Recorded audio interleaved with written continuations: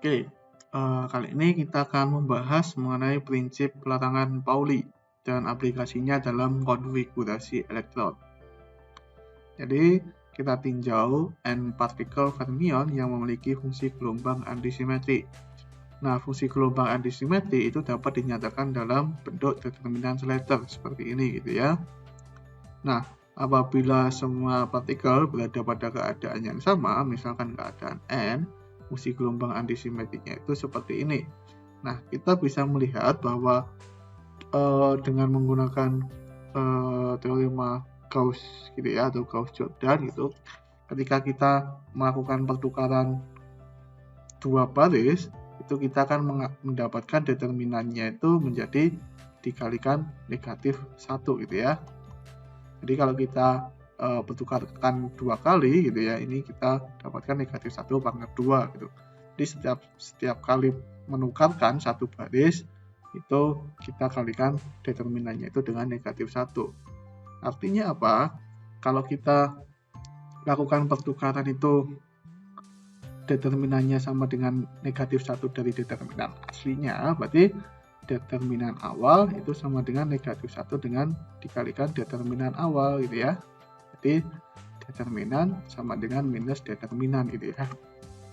Jadi ini kan kalau kita pertukarkan, ini kan bentuknya tetap sama gitu ya. Jadi hasilnya itu pasti akan sama dengan determinan awalnya. Nah, perumusan seperti ini akan memenuhi itu ya, berarti determinannya harus sama dengan 0. Kalau determinannya itu harus sama dengan 0, maka fungsi gelombangnya itu harus sama dengan 0 juga. Nah, jadi contohnya kalau ada dua partikel fermion yang menempati keadaan yang sama, maka akan ada dua baris dalam determinan matriks Slater yang memiliki nilai sama. Nah, apabila sebuah matriks memiliki dua baris yang sama, maka determinannya itu akan sama dengan 0 dan fungsi gelombangnya itu akan sama dengan 0. Jadi, meskipun kita yang lainnya itu berbeda gitu ya, tapi ada dua yang sama gitu ya. Ini kalau kita tukarkan, itu kan sama kayak tadi ya, kita tukarkan dari determinannya itu harus sama dengan minus determinannya. Karena kalau kita tukarkan ya, kita akan dapatkan hasil yang sama persis dengan yang ini. Tapi determinannya itu harus menjadi negatifnya gitu kan. Kan nggak mungkin gitu ya. Jadi nilai yang memungkinkan itu determinannya itu harus sama dengan 0. Jadi fungsi gelombangnya itu harus sama dengan 0. Meskipun yang sama itu hanya ada dua baris. Jadi jika ada dua baris yang sama, determinannya 0. Apalagi lebih dari 2 gitu ya. Apalagi semuanya sama gitu. Nah, artinya kita bisa mengatakan bahwa dua atau lebih fermion itu tidak dapat menempati keadaan yang sama gitu ya. Jadi kita nggak mungkin memiliki bentuk fungsi gelombang yang sama. Jadi permutasinya itu sama gitu ya. Nggak bisa. Jadi dua atau lebih fermion tidak dapat menempati keadaan yang sama. Nah, sifat ini disebut sebagai prinsip larangan Pauli gitu ya, karena dilarang untuk menempati keadaan yang sama. Nah, sekarang kita tinjau fungsi gelombang simetri partikel boson yang berada pada keadaan yang sama, yaitu keadaan N. Fungsi gelombangnya kan seperti ini. Nah, karena fungsi gelombang simetrinya ini tidak nol, artinya partikel boson itu dapat menempati keadaan yang sama. Nah, apabila kasus khususnya ketika semua partikel boson itu menempati keadaan sama, yaitu keadaan dasar, maka sifat dari zat yang tersusun dari partikel yang semua berada pada keadaan dasar itu disebut sebagai kondensat Bose-Einstein.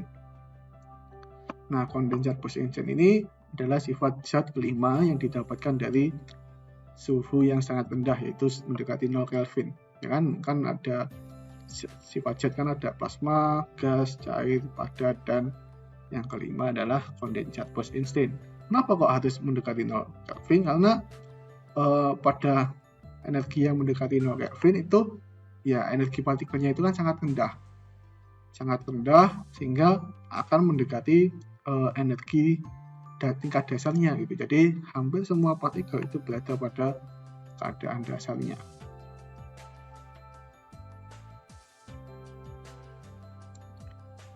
Nah, sekarang kita tahu bahwa elektron itu adalah partikel fermion gitu ya, spinnya setengah. Sehingga akan memenuhi prinsip larangan Pauli. Sedangkan elektron dalam atom itu dia memiliki 4 bilangan kuantum, yaitu N, L, M, dan S.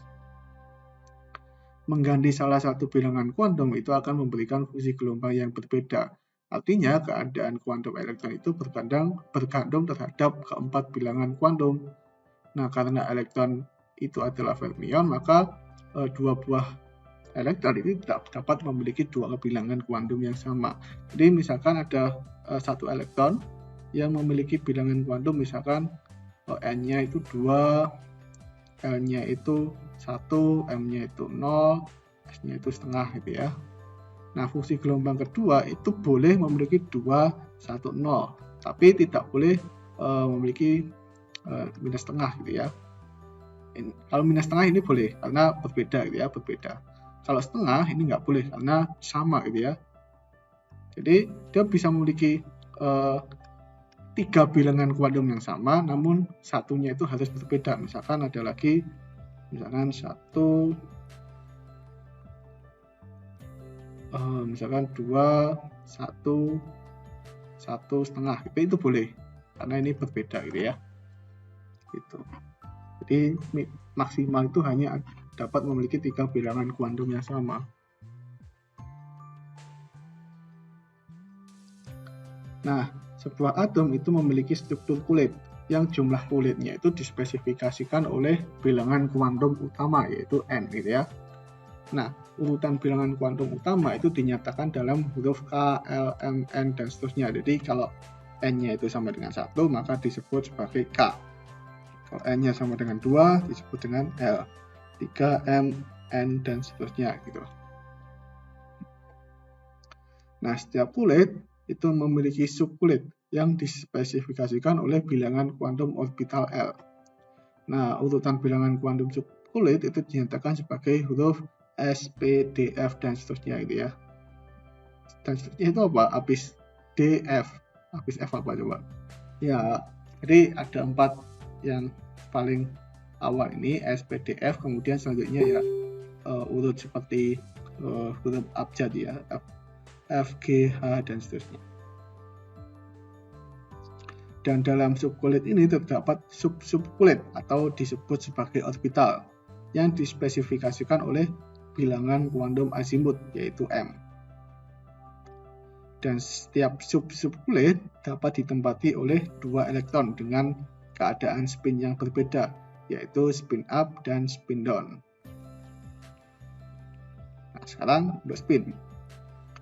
Apabila dalam atom itu terdapat lebih dari 1 elektron, maka momentum sudut spin total elektron itu adalah jumlah dari momentum sudut masing-masing elektron gitu ya. Nah, misalkan untuk 2 elektron, momentum sudut spin totalnya itu adalah modulus dari S1 minus S2. Jadi J-nya, momentum sudut totalnya itu di antara nilai mutlak dari S1 minus S2 sampai S1 plus S2 gitu ya. Nah, karena S1 dan S2 itu setengah gitu ya, jadi ya berarti nilainya antara 0 sampai 1 gitu ya. Jadi J-nya itu yang diperbolehkan adalah 1 dan 0.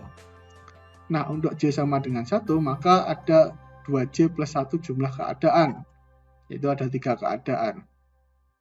Nah, untuk JS sama dengan 0, berarti 2J plus 1, 1 keadaan gitu ya. Jumlah keadaan pada kopling momentum sudut spin, jadi kalau ada 2 spin atau 3 spin dan dikopling gitu ya, jumlah keadaannya itu disebut sebagai multiplisitas. Nah, keadaan dengan multiplisitas 1, 2, 3, 4, 5 itu disebut sebagai singlet. Kalau 1 itu, kalau misalkan di sini satu keadaan, misalkan untuk JS sama dengan 0, kalau ada 2 elektron, itu disebut singlet. Kalau 2 itu disebut doublet. Kalau yang seperti ini dengan ada 3, itu disebut sebagai triplet. Kemudian kalau ada 4, ada quartet dan quintet. Jadi untuk yang 2 elektron ini, 2 elektron yang spinnya dijumlahkan, kita memiliki keadaan tripletnya seperti ini. Nah, dari mana dapat ini? Ini dari ya dari koefisien Clebsch-Gordan. Dan untuk singletnya seperti ini. Ini kita bisa dibuktikan sendiri gitu ya. Jumlah multiplisitas ini dapat dikaitkan dengan bilangan quantum spin setiap partikel, yaitu MSI. MS bilangan quantum spinnya untuk partikel ke I. Jadi 2JS plus 1 itu kan sama dengan 2JS-nya itu jumlahan dari MSI ya. Jumlahan dari bilangan quantum spin setiap partikel. Artinya keadaan singlet itu terjadi jika MS1 itu sama dengan minus MS2, yaitu arah spinnya itu berlawanan, yang menyebabkan ya ini kan minus, misalkan minus setengah dan setengah gitu ya, minus setengah plus setengah kan ini 0, menjadi 1, itu hanya ada satu keadaan. Kalau triplet itu jika MS1-nya sama dengan MS2, jadi setengah, 1, 2, 1 dikalikan 2, 2 ditambah 1, 3 gitu ya. Jadi keadaan triplet itu dialami ketika spinnya itu sama, dua elektron memiliki spin yang sama. Nah, pertanyaan selanjutnya yaitu gimana cara elektron menempati keadaan pada atom? Ya, ini model atom Bohr sebelum ditemukannya mekanika kuantum. Nah, apakah elektronnya seperti itu gitu ya? Bagaimana konfigurasinya gitu ya? Bagaimana elektron menempati keadaan pada atom? Apabila atom memiliki banyak elektron, maka elektron itu pasti akan disusun dari energi paling rendah gitu ya ke energi paling tinggi. Nah, urutan tingkat energi pada atom itu diatur oleh aturan Madelung, yaitu energi dari subkulit atom itu naik dalam suku N plus L.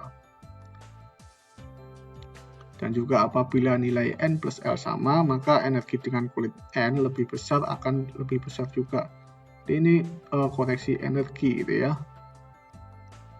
Nah, jadi aturan Madelung ini dapat direpresentasikan dalam diagram Aufbau seperti yang telah kita pelajari di masa SMA dulu. Nah, dalam setiap orbital dapat diisi oleh 2 elektron yang berspin up dan down. Tapi gimana konfigurasi elektron pada orbital? Kita tahu ada dua elektron gitu ya. Gitu ya. Apakah langsung 2 gini ya, up down, atau up semua, atau terserah up, terus ini nggak boleh up, misalkan ini up, ini down dan seterusnya. Gimana gitu ya? Pasti ada aturan, nggak mungkin acak gitu ya. Ya sebenarnya mekanika kuantum itu kan juga acak gitu ya. Jadi ya mungkin aja sebenarnya. Ya, tapi ketika 2 elektron memiliki arah spin yang sama, kedua elektron itu tidak dapat menempati orbital yang sama gitu ya. Jadi MS1 tidak boleh sama dengan MS2 ya. Kalau misalkan up di sini nggak boleh up lagi gitu ya, harus di sini gitu ya, atau di sini gitu. Nah, ketika 2 elektron memiliki arah spin berbeda, maka kedua elektron tersebut dapat menempati orbital yang sama. Itu MS1-nya sama dengan MS2.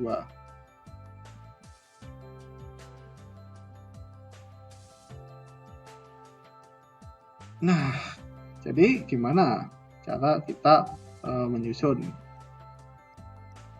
Jadi apakah seperti ini gitu ya? Jadi kalau kita lihat seperti ini, elektron yang menempati orbital yang sama itu akan memiliki energi tolakan elektrostatik yang lebih besar. Jadi kalau misalkan di sini, ini kan elektron, ini juga elektron. Dibandingkan dengan elektron di sini 1 dan di sini 1, kan energi tolakannya lebih besar di sini gitu ya. Jadi, nah akan saling tolak-menolak.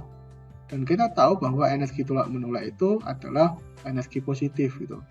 Maksudnya nilainya positif.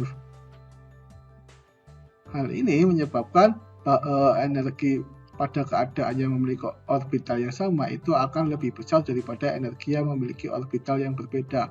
Jadi dua elektron memiliki muatan yang sama akan memiliki tambahan energi untuk saling tolak menolak. Misalkan di sini elektron di sini dan di sini itu akan lebih mendapatkan energi lebih ketimbang di sini dan misalkan di sini gitu ya, karena lebih dekat. Nah, karena elektron itu harus menempati energi yang rendah, maka elektron itu akan disusun dengan arah spin yang sama terlebih dahulu ya. Ya kan? Karena kalau arah spinnya itu berlawanan, maka dia akan masuk ke orbital yang sama di sini. Tapi kita harus mencegah biar dia masuk ke orbital yang sama ini. Jadi biar kita bisa mencegahnya, maka kita harus masukkan elektron yang memiliki spin yang sama terlebih dahulu gitu ya. Jadi seperti ini atau seperti ini. Dua-duanya boleh, yang penting sama gitu ya. Nah, setelah semua orbital pada subkulit itu telah diisi oleh elektron dengan arah yang spin yang sama, ya selanjutnya elektron akan mengisi dengan spin yang berlawanan sampai penuh sebelum mengisi subkulit berikutnya gitu ya. Nah, aturan pengisian ini disebut sebagai aturan Hahn. Nah, kita tahu bahwa semakin banyak elektron yang memiliki arah spin yang sama, maka multisiplitasnya juga semakin besar gitu ya. Artinya, aturan Hahn ini juga dapat disebut sebagai aturan multiplisitas maksimum gitu ya. Jadi elektron itu akan menempati keadaan terlebih dahulu dengan multiplisitas yang paling tinggi terlebih dahulu gitu.